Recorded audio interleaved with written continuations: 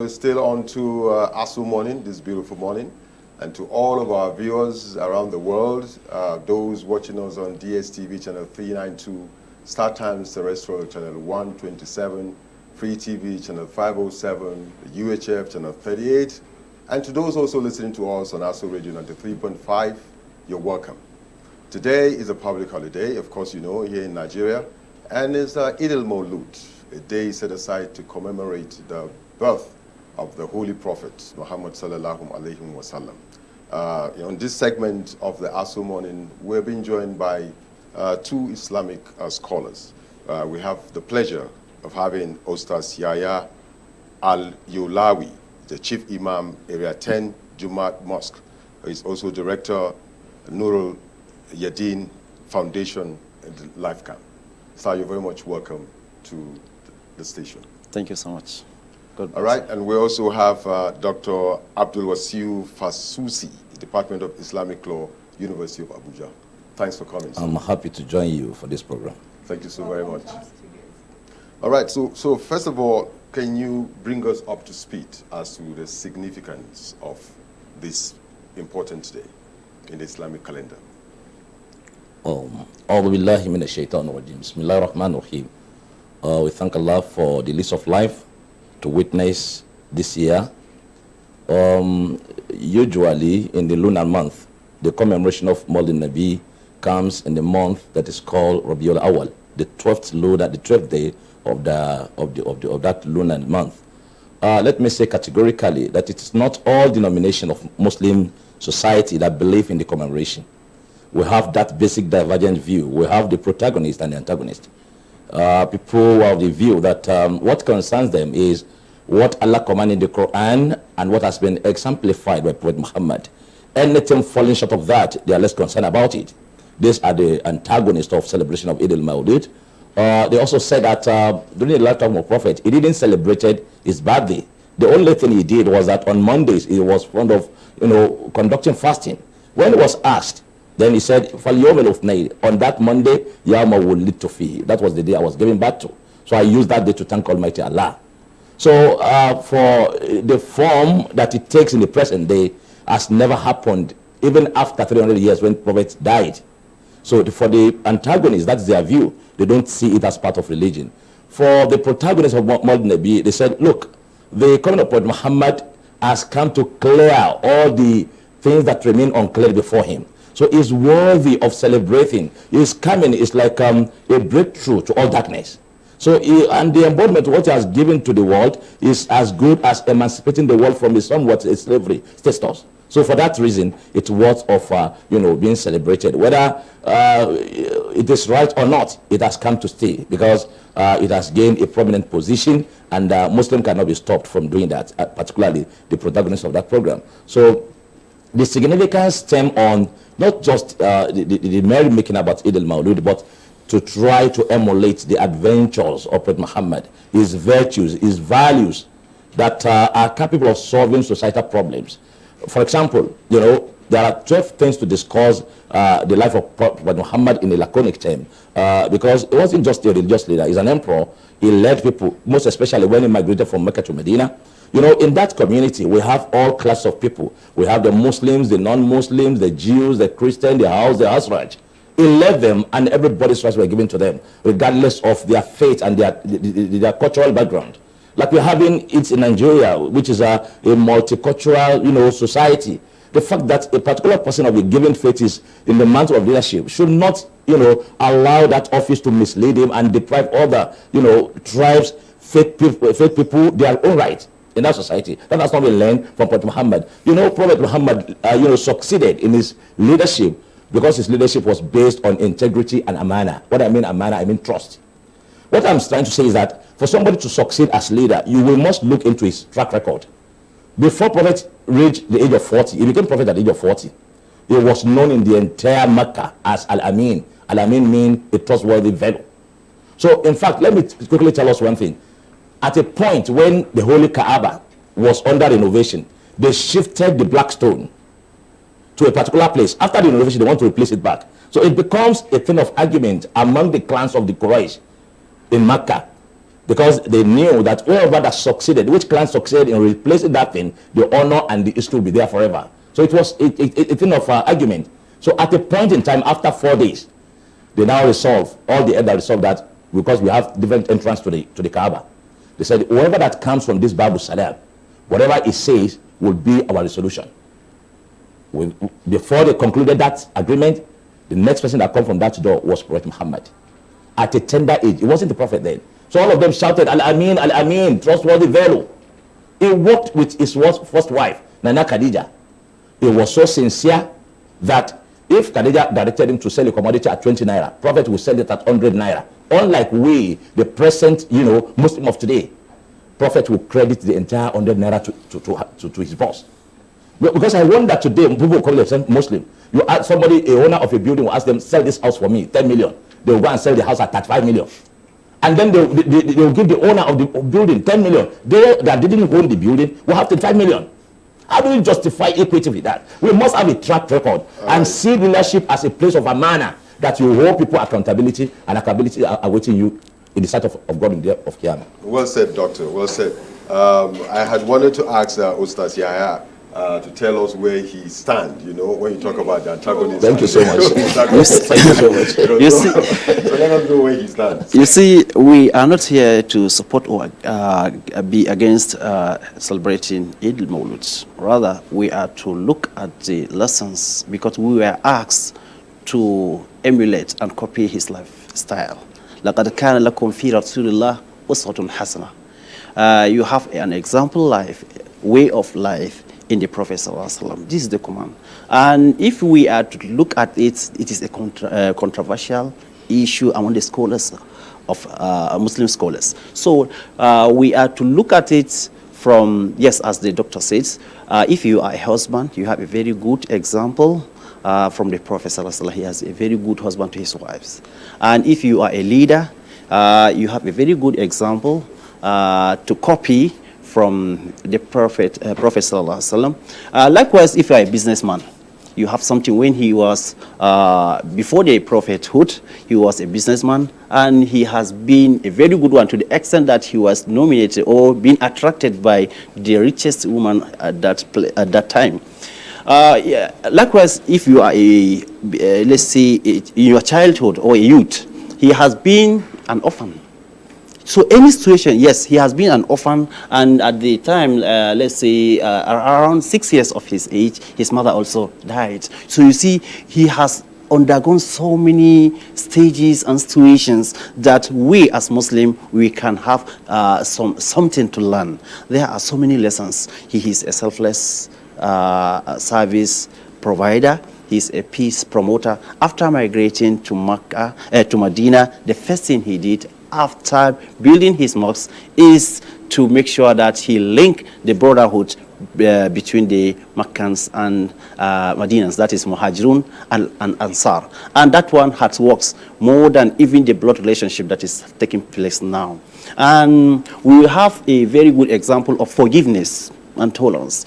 Let me give one or two examples. There was a time when he is resting and sleeping safe under the shade of a tree. A pagan or an enemy come and pick his sword and ask him. He wake him up. Who can stop me from killing you? He says, instantly he said, Allah. He said, it's only Allah can protect me from you. And when he says that, now the sword now shoot him, or whatever happened, we don't know, but the sword fed up. And the Prophet picked it. And he said, who will stop me from killing you? He said, Ibn al-Karim. He started begging and saying, you are honored, you are respected. So he forgave him instantly. And that's how he converted to Islam. Secondly, when he received a number of persecution from the people of Mecca for about 13 years, him and his family and his companions, like Bilal bin Rawaha and Sumayya, they were all persecuted, some were even killed. When he overcome and overpowered the Meccan people, they are all expected they will be killed. Now he says, Man dakhala fi baytihi fahuwa amin. He said, if you lock yourself inside your house, you are free. you are scared. If you go into the haram, that is enter masjid, you are also free. So all of you go antum talaqa. That means you are free. They were shocked to the extent that almost majority of them converted to Islam. We have a number of examples. If we can say it, time will not permit us.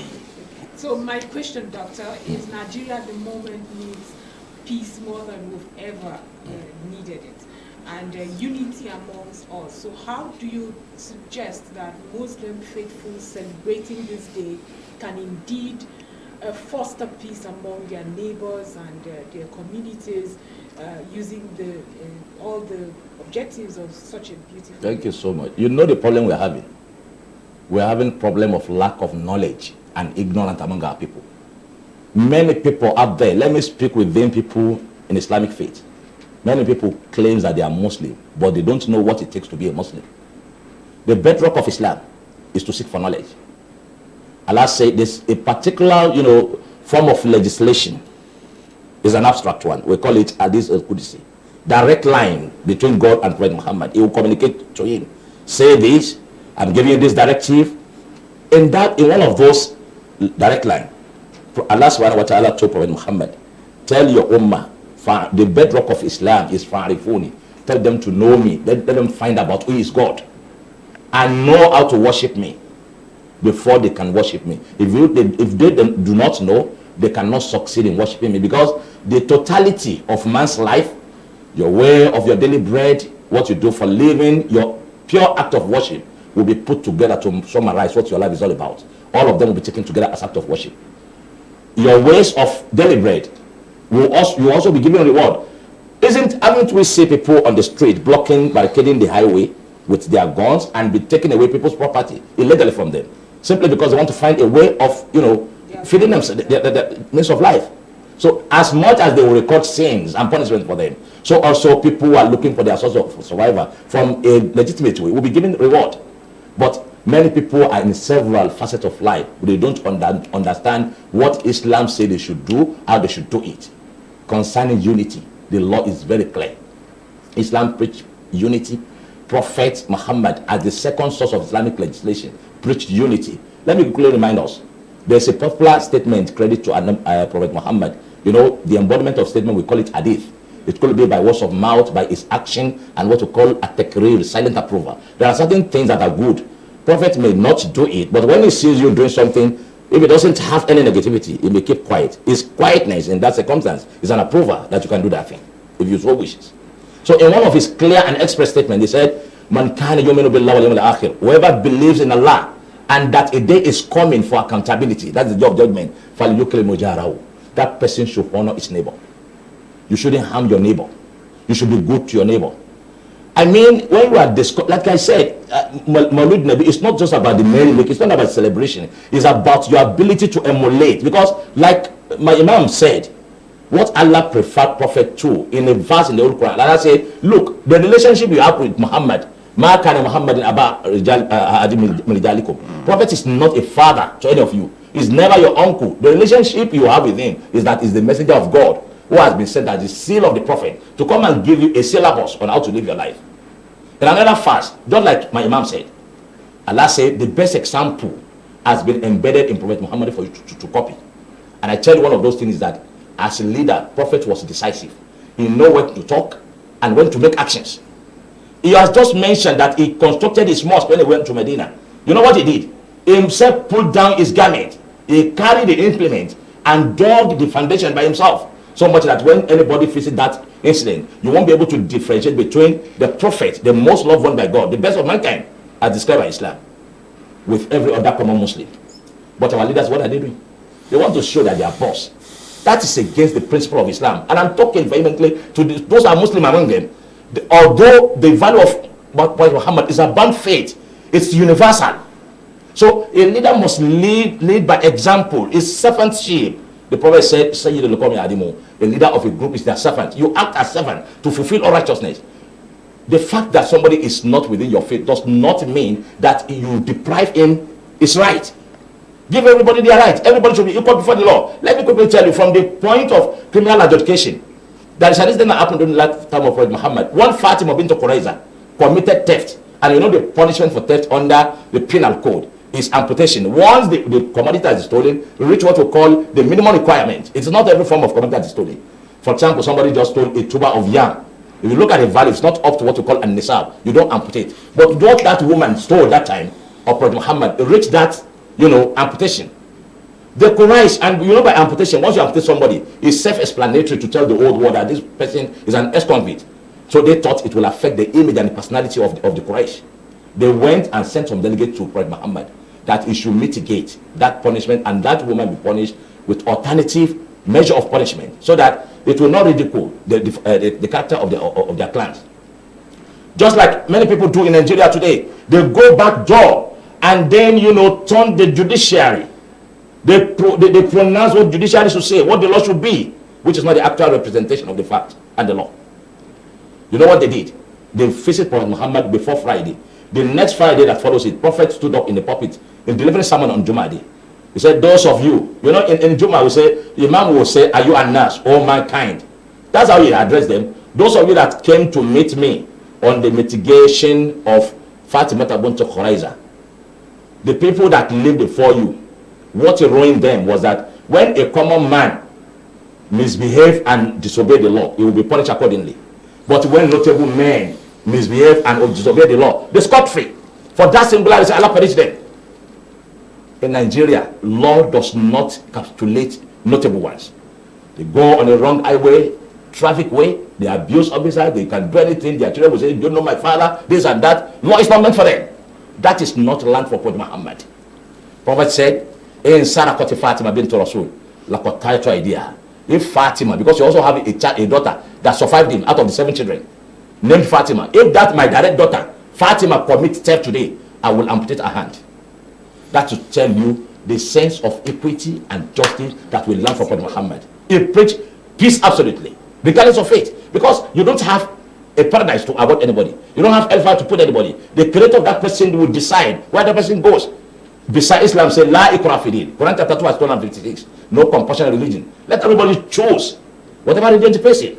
You can't force anybody to obey your religion. So when we are now in a society of multicultural and multi-faith settlement like Nigeria, the fact that somebody is not within your faith shouldn't deprive him. Is right. Everybody should have freedom of conscience, of religion, to live anywhere, to own whatever that's permitted within the law. That is the standard of Islam.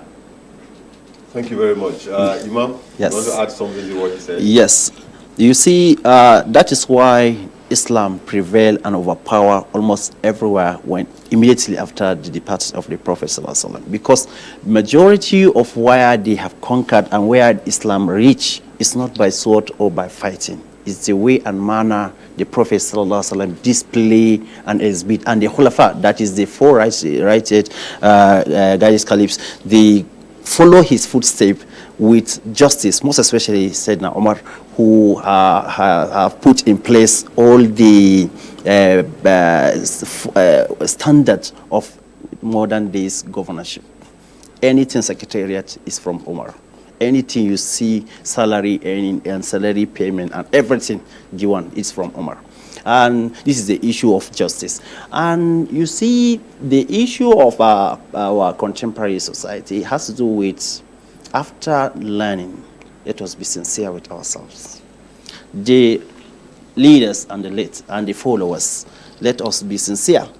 A little what we have learned and what we have known, let us see this country where we are living as our first place.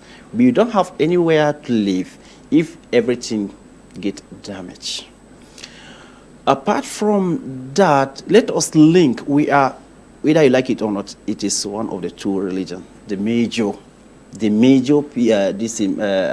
majority of those, the followers, they are either Christians or Muslims in Nigeria. So let us link between what we believe in the scriptures and what we are doing day-to-day life. We are highly religious, and at the same time, there are so many issues concerning our characters, the way we exhibit. He just mentioned some characters of some of our leaders. When you look at the followers, they are almost the same. And yes, Don't frown at it. That is how is it. All right, so this is becoming very interesting. The followers and the members of the public, I believe they are a function of the kind of teaching they get from their teachers. I believe there's some kind of relationship between what they get to hear and what they practice. Maybe.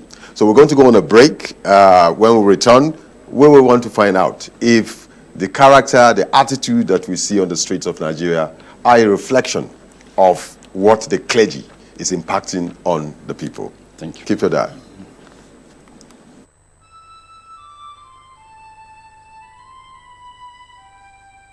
We are a nation blessed with people of diverse cultures, religions, languages, and opinions. It is ironic that we are now being ripped apart by our greatest strength, our diversity. We have allowed intolerance, insensitivity, bigotry, and nepotism to blind our vision of the greatness we can achieve working together as one. We may not have the same culture, nor religion, nor language, but we all belong to the same nation by the divine will of God. We did not choose to be Nigerians.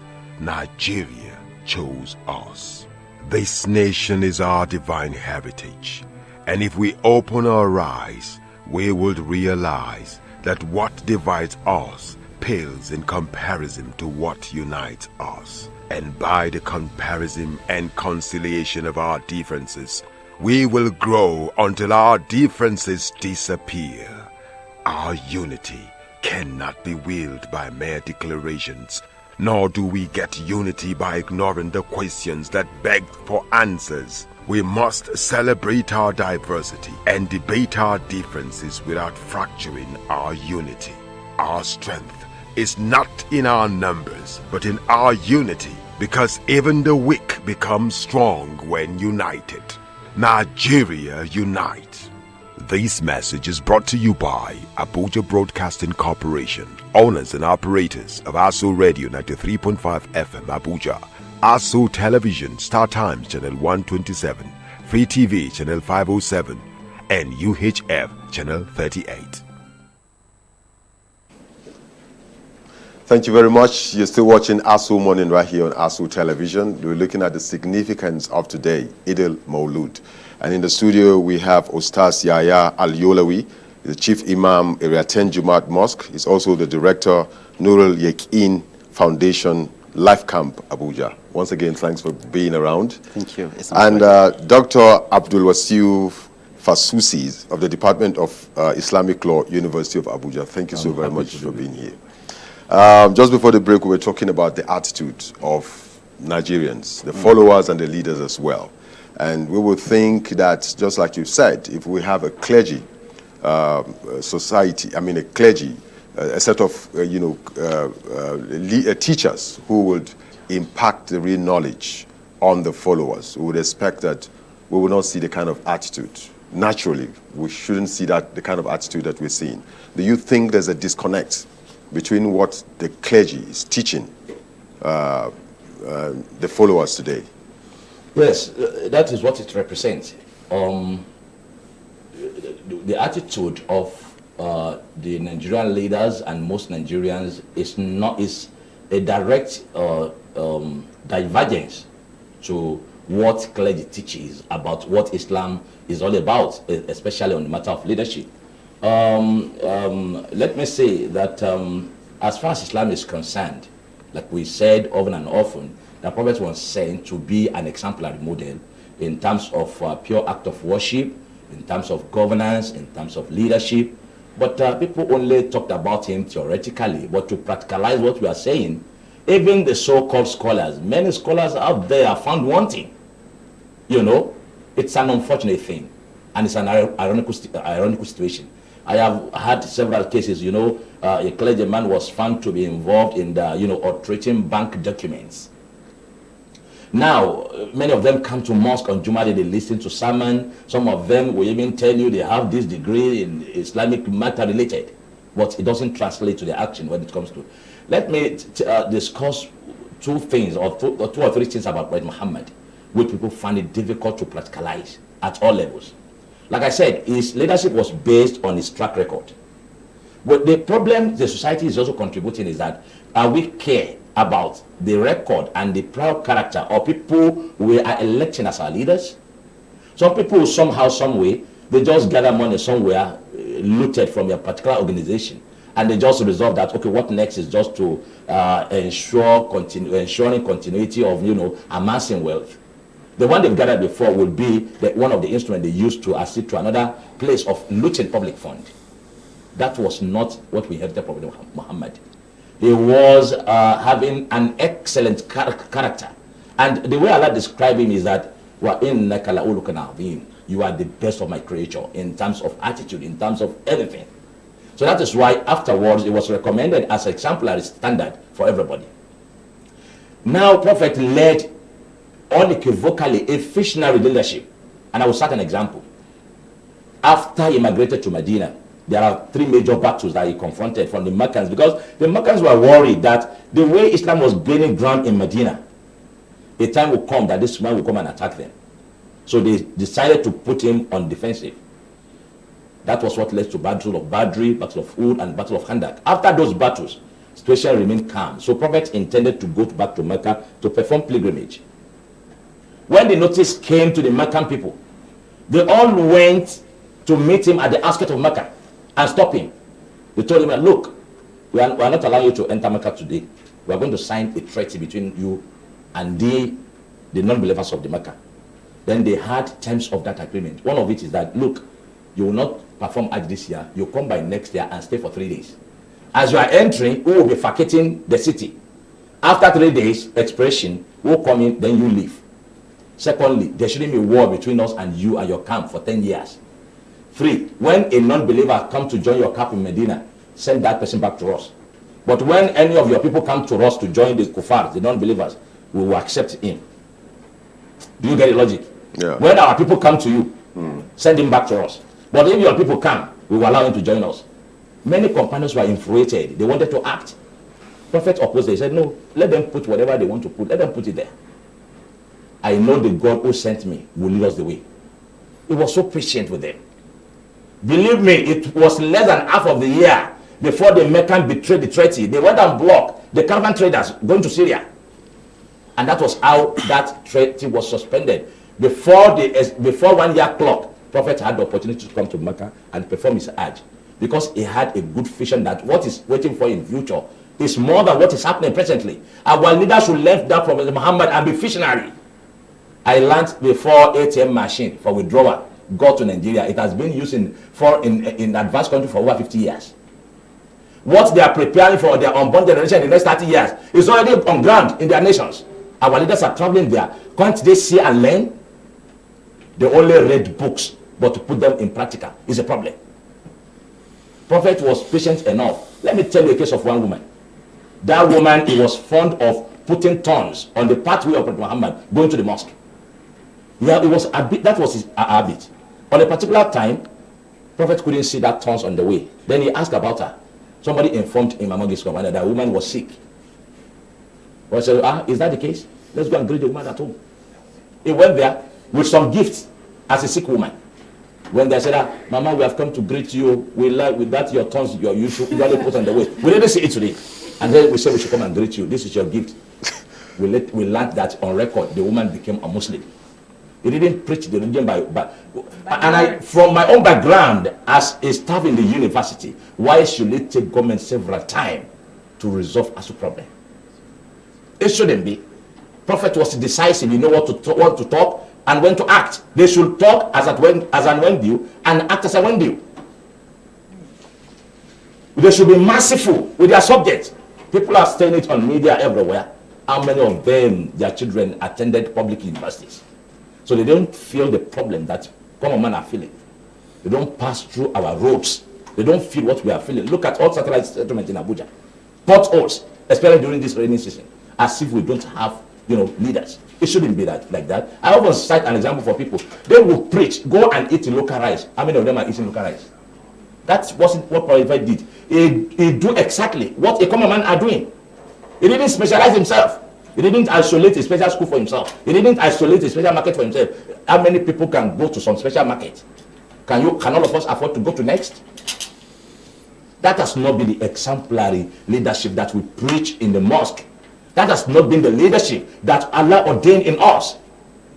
You know, everybody's, adventures shall be made in the form of rope and be tied on his neck. Right from the time you were lowered into your grave, and you'll be raised without on day of accountability. Then they will open that encyclopedia. Read by yourself. You will understand the language by which it's written. So that at the end of the day, you will see your totality. What is your score?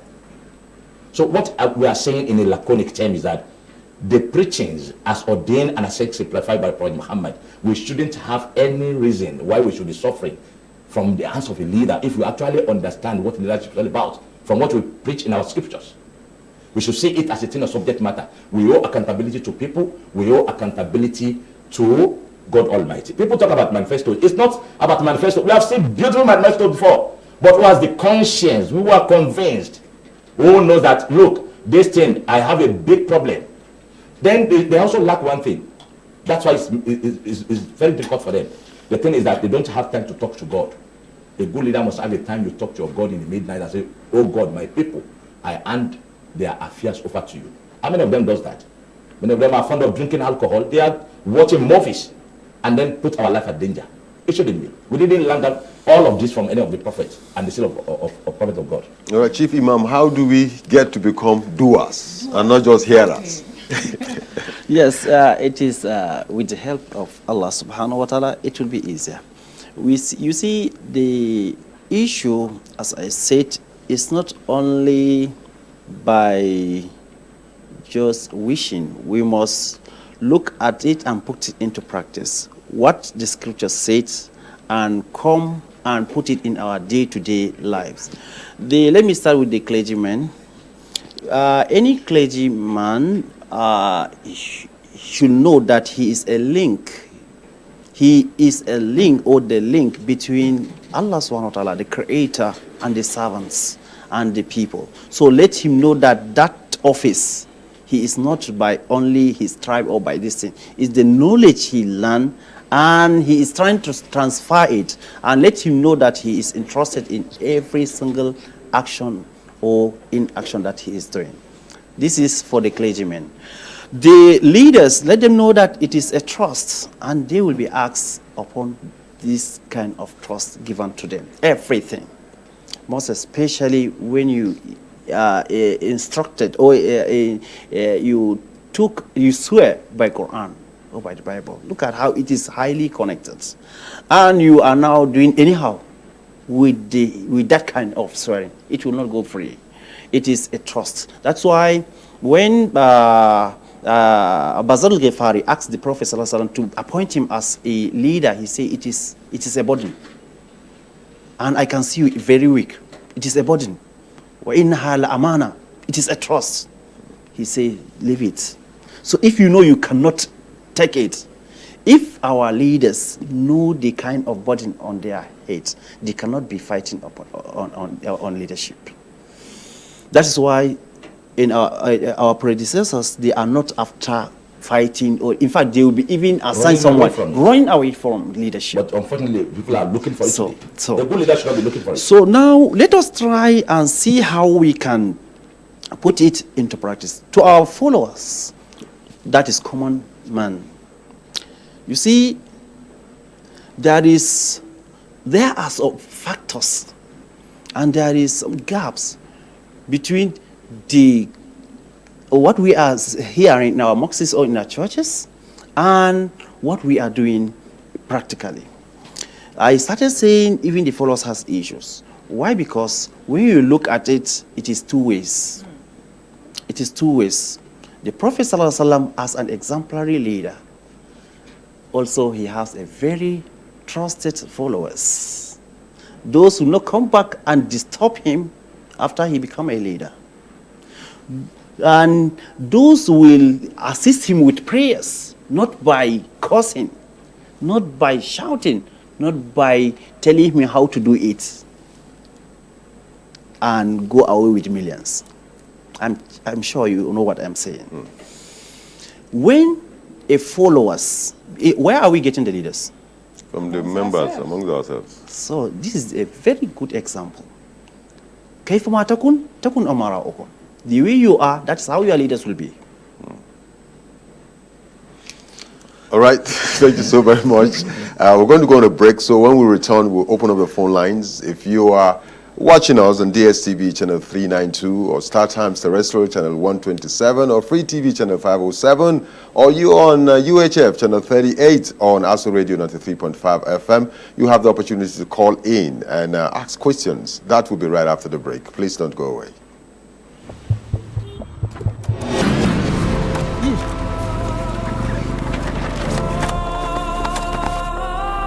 Sir, can you please give us the permission to search you? You can go. Is this a movie? If it happened.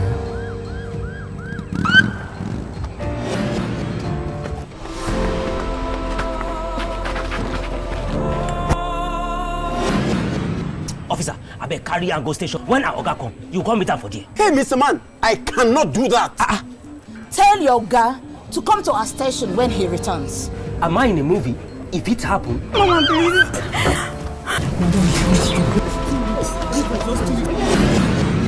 Mama, please. Thank God you're here. Do the needful. Mama, please, just 3 weeks Madam, now. why did you invite us to come help chase your tenant now? This is a civil matter now. Is this a movie? If it happen, If we follow The new police law.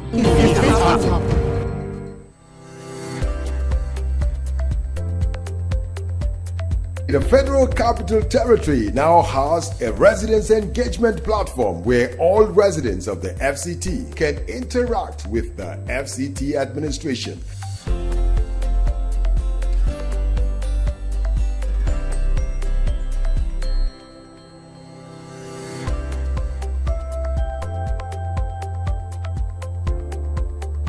Get the latest news on the FCT.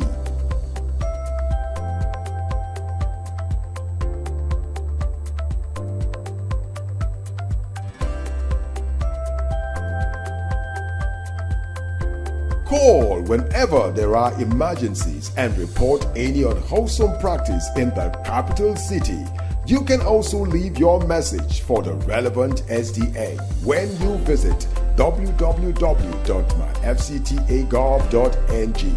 Get to know upcoming events in the FCT and lots more. The FCT Residents Engagement Platform brings all FCT activities to your fingertips.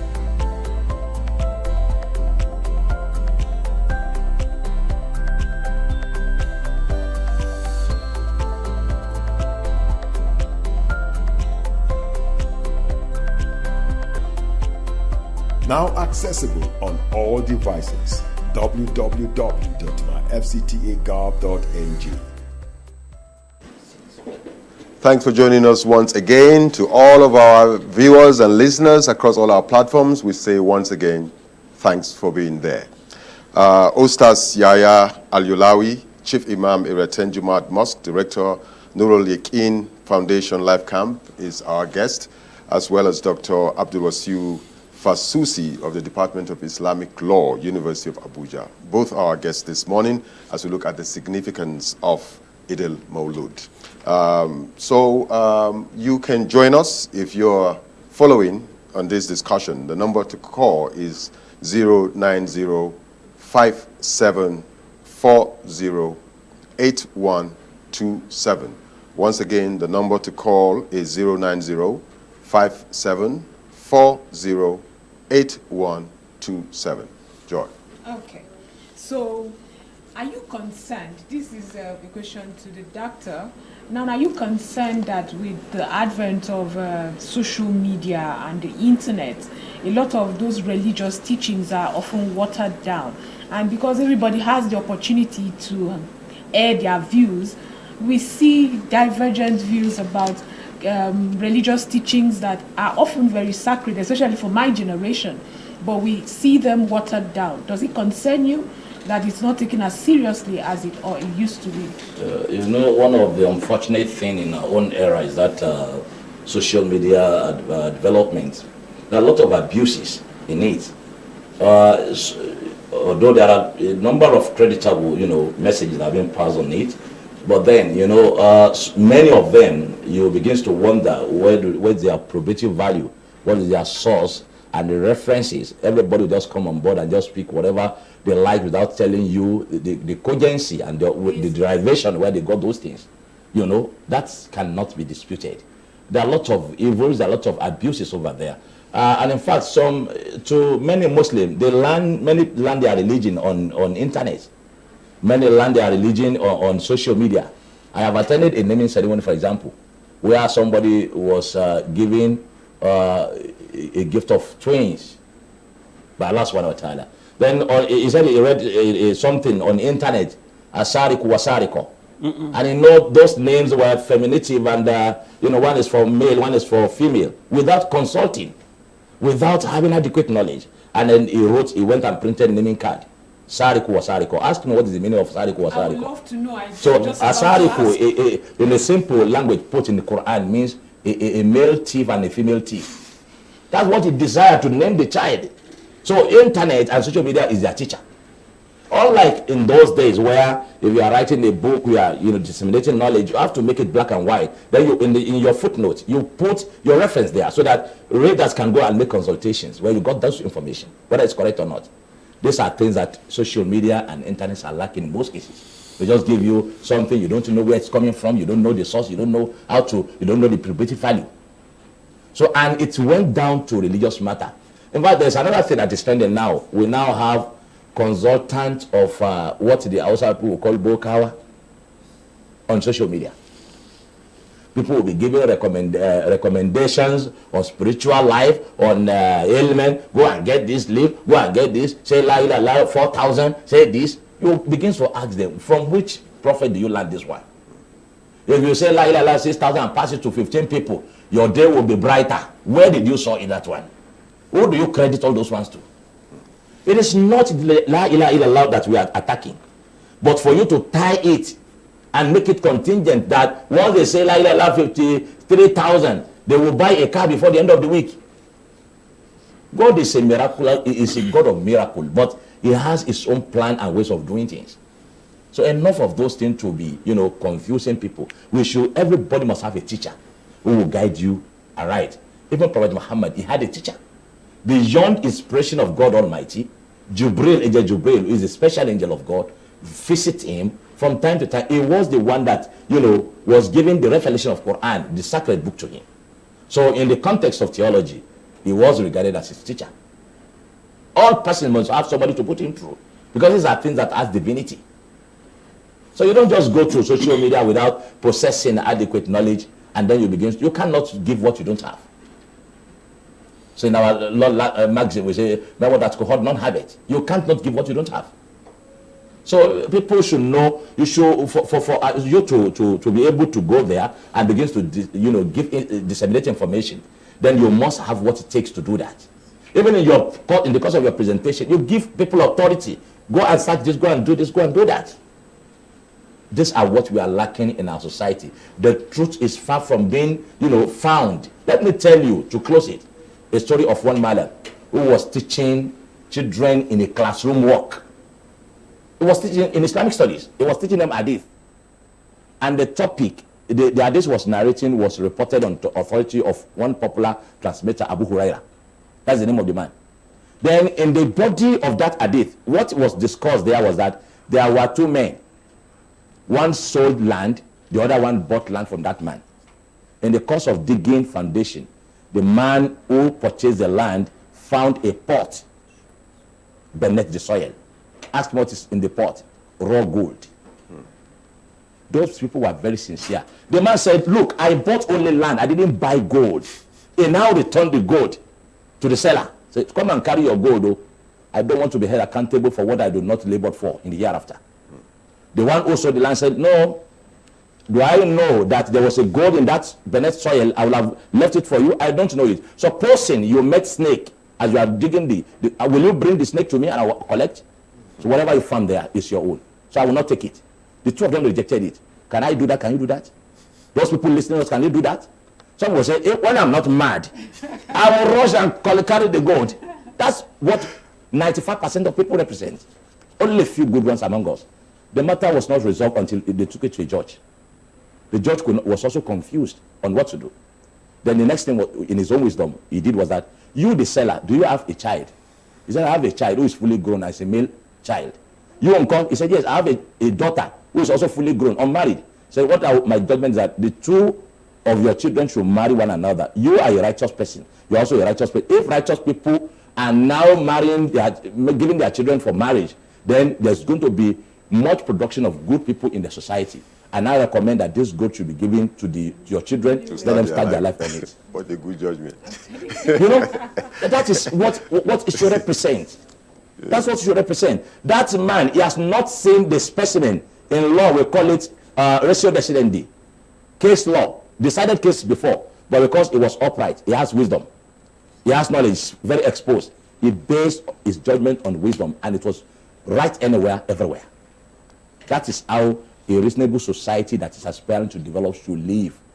Our ethical conduct should be upright. Our moral engagement should be upright. Our religious obligation and activity should be upright. When we do all of that, we'll get it right. So what's your reaction, sir? Where do we start from? Yes, actually, as he started mentioning the factors, I even mentioned factors when I'm talking before. You see, this is one, social media. And the zeal of reading is just diminished. People are not reading. And when you are not reading, readers are leaders. So when you are not reading, now the opposite is the case. And when you see everything you are reading, then that is how when you don't know where you are going, you are in trouble. You see, another thing is material inclination. It has bastardized almost everything in education, as he is talking, in marriages, in proper upbringing, in politics. This is what we are even seeing practically. In health, almost everywhere. In offices, you want to accumulate. You want to go over and above what they know of it. What you want to acquire, what you cannot even chew, what you cannot finish in your life. This has done a very death blow to our systems, to our upbringing, moral upbringing, to our religious settings, and even to our children. So now, if we are to get it right, we have to go back to drawing board. Why is that? It's the scriptures. This equipment has manual. Our hands has manual. Our cars, everything. And the creator of this world sent a manual. The divine manuals. So let us follow the manuals and get it right. When we refuse, knowingly or unknowingly, or we just decided not to follow the manual, we will never get it right in our life endeavors. Now, a lot of the, problems that we have, found out from this discussion has to do with the kind of information that is bombarding the youths of today. Yes. Unlike the days when you can narrow down your information, and get them through books and through teachers. Yes. Today, there are like 1 million teachers, considering the influence of the social media on the people. The social media is here to stay. It is.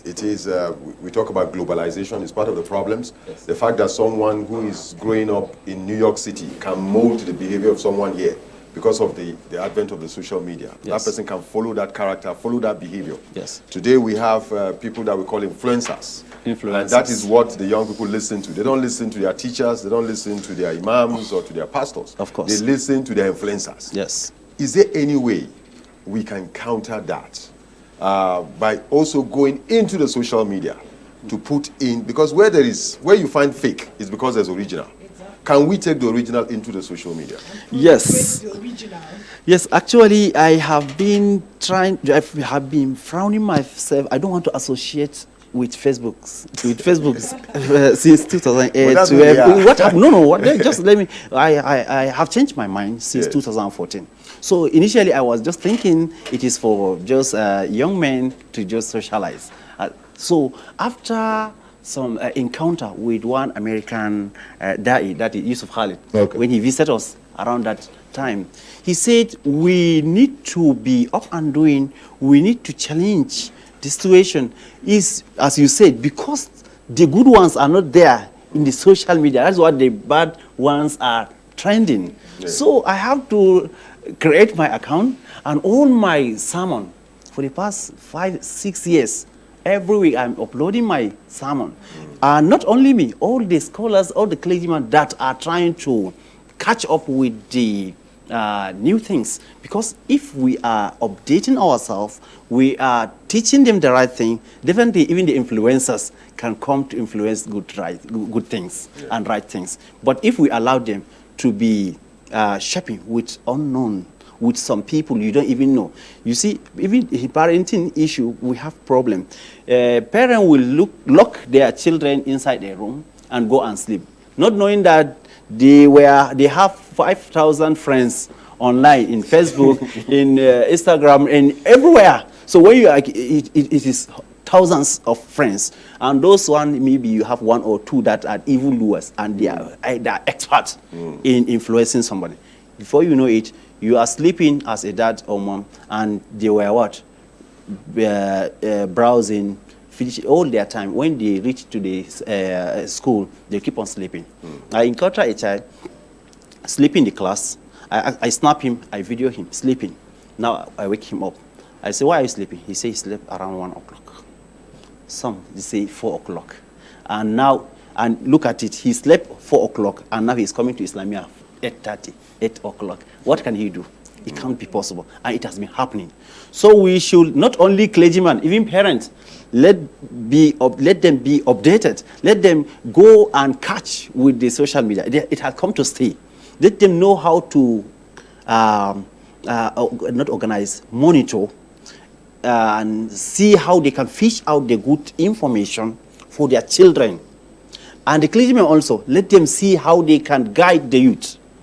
The youth also need to be, they need to know that not every information that is beneficial online, some information are destructive.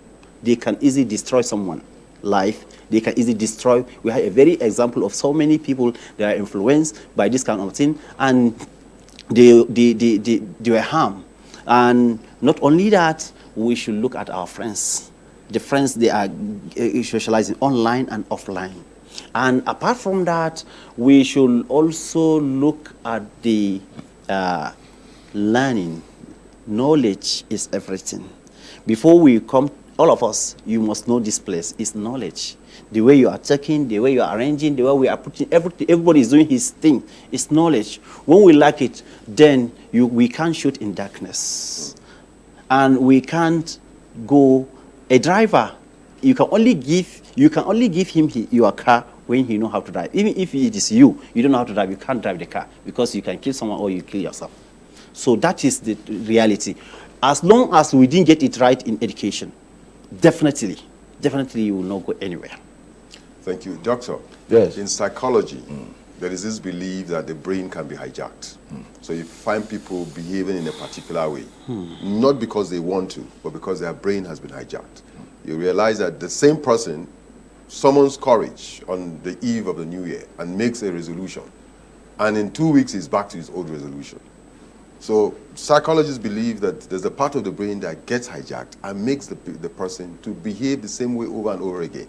And they will now recommend for the person to go to a rehab where he's going to be detoxified and his brain can be rewired.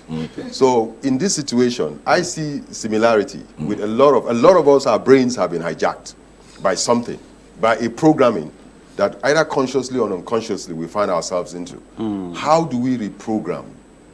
And one way we can reprogram, of course, is by infusing this faith-based talk that you're talking about into our hearts, into our minds.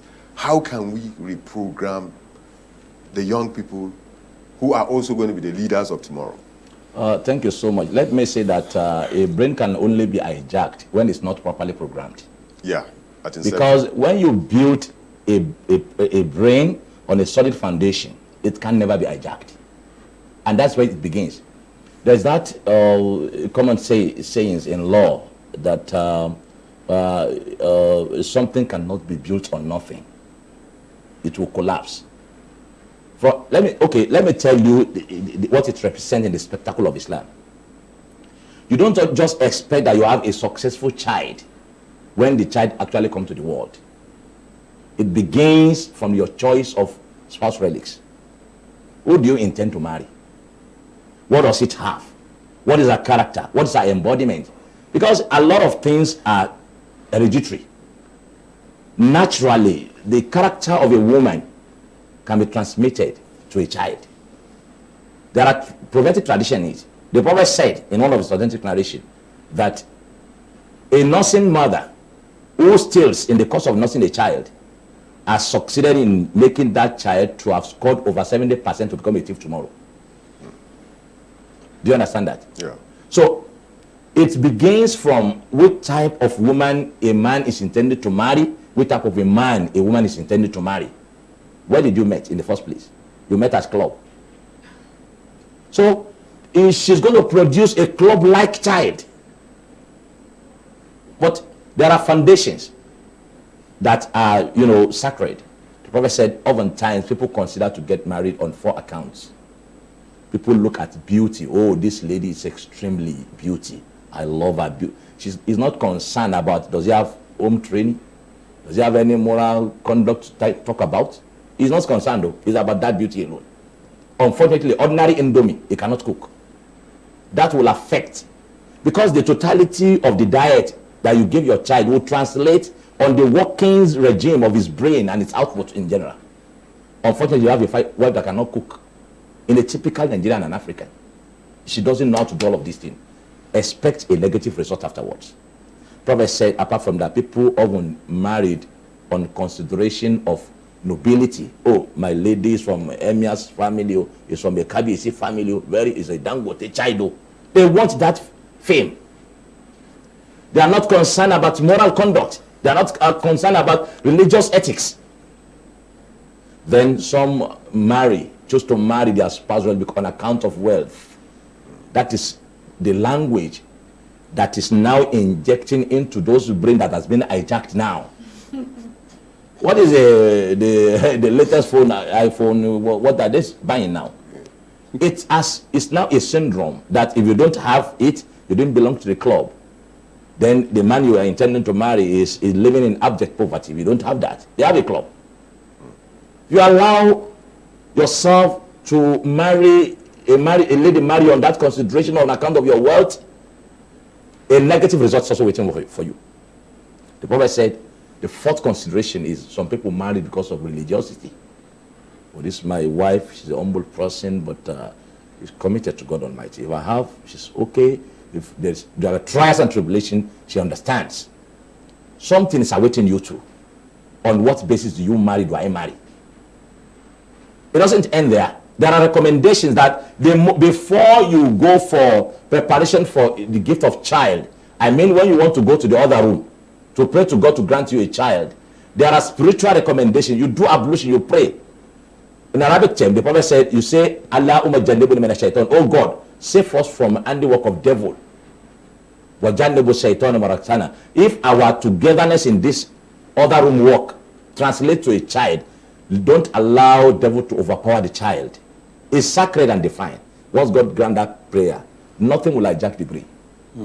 So we have to go to the originality and fixation, not just this distraction we are seeing in our lives today. The wrong Yoruba people, I'm a Yoruba man, they will say, Amokun is somebody who has a leg. And he carry the load. You say, this your load is bent. They say, you are just looking up, you didn't look at it down. The problem is from here. So now, when God answered the prayer and pregnancy has come, there are supplications that prayer you do for your wife, because genes are also moving around. They may want to truncate the little you have been doing in choosing the right spouse relics. You have prayed before the pregnancy, but sometimes, because the devil wants to truncate success at all passage of time, then you are recommended to do certain prayers until the child eventually comes. When the child comes, at the spot, once the child is picked up in the clinic, he or she is bathed, there are invocations you do. You first of all administer dates into the mouth of the baby, or the water of Zamzam, or honey. These are things that takes negativity away. You pray over the center head of the child. You look for good name. You slaughter the ideal animal for the spirituality of the child. When you do all of these things in Syria, it will be hard for the brain to be hijacked. Then you do proper mentoring. We call it at-tarbiyatul awlad. Proper mentoring and education. Many of us were distracted. We are only concerned about sending our children to Western education. Religious education, we abandon it. I asked him, they are in the college, how much do they pay malams for the spirituality and the religious training of their children? Where I come from, you only can charge a child for 1,000 naira per month. You charge 500, many parents will be defaulting. Go to confessional schools, in private schools, how much do we pay there? The two of my kids in private school, one in primary 6, one in primary 1 now, is not less than 200,000. How much do we pay in Islamia? Yet they will give them series of assignments, quantitative reasoning, verbal reasoning that I've never done in my life. There was a day we did assignment till 3 a.m. I couldn't finish it. You know, these children will leave home as early as 6:30. Sometimes 7, they will not come until 4, 5 p.m. Is that type of school that I attended, and I became what I am today? Something is missing somewhere. My parents were not lettered. Yet, with what Yoruba will call the money of local seller, the money of salt seller, brought us to where we are today. Those are the fabrics we all abandoned. We are being carried away with glittery things, and then we abandon our values. So a brain should not be hijacked. When we do the needful from ab initio, a brain should not be hijacked. So let's go back to what will make A to be A. It's just about baggage in, baggage out. Come out today, not to die. With whatever you plant, you sow. Whatever you plant is what you reap. You can't plant cassava and begins to reap yam. Let's get it from the root. So, before you respond, I would like you to narrow it down to how do we get a proper balance so that the spirituality does not suffer and the intellectual, our children have to be competitive with the dynamic world right now. So how do we get a proper balance? And like my colleague said, so that brains are not hijacked from one. You see, as he said, the brain cannot be hijacked if it is properly programmed. Actually, that is how is it. Before even being hijacked, when a child is properly brought up, the only thing I will add is halal earning. Halal means the feeding, you are feeding the wife to get the pregnancy. The feeding, you are feeding her after the pregnancy. Is it halal? Is it lawful earnings? This is the bottleneck. This is where typical Nigerian cannot answer it. Let's everybody be sincere. So now, when you are taking anything from anyhow, that is how your children will be. Apart from what he said, now coming to your question, how can we balance the spiritual and what? The intellectual. The intellectual. They're supposed to argument, they're supposed to help each other. They are just side by side. It's just like flesh and spiritual. When the spiritual aspect of you is good, we are expecting the body. And mark you, the spirit is highly, highly important. A human being can be human being not by flesh. It's by spirit, by spiritual aspect of him. That is the difference between good person and bad. It's not by how he is looking.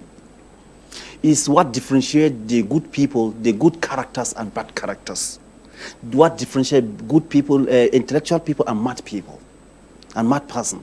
So now, how can we handle this spiritual aspect of ours? If we are to neglect it, we just to look at the material aspect of it. Now he just gave an example of how we are sending our children to only Western education, leaving our faith-based education. Or just neglecting, just not paying attention. The society are not paying attention. Let me give you one example. I listened to Sheikh Tajuddin just 2 days back, saying, when you look at those are handling our spiritual aspects, the clergymen, the imams, the ulamas, those scholars that are teaching these children, you look at them, majority of them, they are in Maraba side, outside, exit, Kaduna Road, satellite areas. They cannot afford to live within the city center. And they were in charge to take care of the tarbiyah, proper upbringing. Islamic parental upbringing can only be achieved by getting, after the parents, then the school, then the environment. When these two are diluted, parent can never, almost close to impossible, they will succeed. So these two things are not in order. That's why we are not getting in balance. After you give birth to the child, he must go out of the house. Where can he go? First place is nursery, primary, secondary school, all this one. And the issue is more than one house. When you give a proper upbringing and you send your child, you go and get some bad eggs there. Only one bad egg can spoil 10. Only one bad potatoes can spoil 10. So what do you think if we have 9 bad ones and only good one? Can we get the balance? No. That is the answer. Gentlemen, thank you so very much. I'll just take, as we round off, it's been a very interesting discussion. As we round off, I would like you to just give us a final word for today. Especially as politics is beginning. Yes, my final word is that as human beings, regardless of our faith, and most particularly for Muslims, we should go to society to act like ethical beings. Not just being a religious person superficially. Let what we learned in the sacred book reflect in our actions. Let's also understand that this planet we are is not a permanent abode. We should be concerned that one time we are going to leave this world, and what remains is accountability. We should be careful about our source of living. Imam just said one thing. If you gather your earnings from illicit source, you to translate on what your children will be. I'm very sorry to say. You see, most often than not, the children of the notables, they don't used to be righteous. They don't have anything upstairs. It's about packaging. They just package them. They have moral laxities. They are decayed. One of those things that is accounting for that is because they are accumulating a lot of illegalities in their life. We should be careful about that. Like we said earlier, Prophet has been set as an exemplary model. Let us take time out there and understudy his lifestyle. What does it represent? What has God sent us to this world to come and do? As Muslims, our primary purpose of creation is to worship God. In between that to worshiping, our interaction with people, we should be just, fair, and then, have fair dealing with all persons. As we are preparing for electioneering, exercise, we should remain very peaceful. It is not a thing of do or die affair. It's only God that anoints those that get to the throne. Then I also say to the Nigerian masses that whoever that Allah appoint, we should assist them with prayers. It's not by cursing them. Ultimately, Allah choose leader. Nobody will emerge either. Whatever we may have done, rigging, whatever, it is because it has tone of God to be there. It could be a decree of God to test the nation, but we all pray that our test should be positive this time around. May God help Nigeria and help all the masses of Nigeria. All right. Yes. My own, I think we should know and keep on putting this inside our mind all the time, that Nigeria is our country. Everybody has a role to play. It's just like a system. Leaders has role to play, likewise followers. And leaders, those are trying to get the offices elected or appointed. Let them know that it is trust, and they will be asked these 4 questions. They will ask them of their earnings. If we remove the material aspect of politics, you will see no fighting, all these things. So this is one. To our government officials, offices, directors, PAMSECs, this is where the things are getting rotated.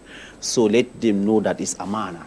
It is a trust in your office. You have billions or millions of naira that are entrusted for education or for health or for roads or for anything for Nigerians. Deliver it. If not, you're going to be asked. For followers, know that your thumbprint is an amana. It is a trust. And you're going to be asked on what account you elected that person you are electing. And tell yourself the answer and prepare for it on the day of Qiyamah. And for our security personnel, as you are trying to protect our roads, our towns, know that you are doing things. And mark you in your office, that is where you will end your reward and your Jannah. So do it diligent. Try and do it as if somebody is watching you. If nobody is watching you, Allah subhanahu wa ta'ala is watching you. Thank you so much. Thank you so much. This has been very interesting and enlightening.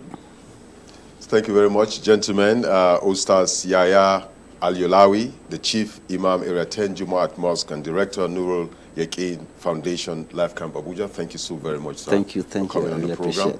I also like to appreciate Dr. Abdul Wasiu Fasusi, Department of Islamic Law, University of Abuja. Thank you so very much. Thank you so much for being with you. Have been an interviewer's delight. Thank you so very much. Thank you so much.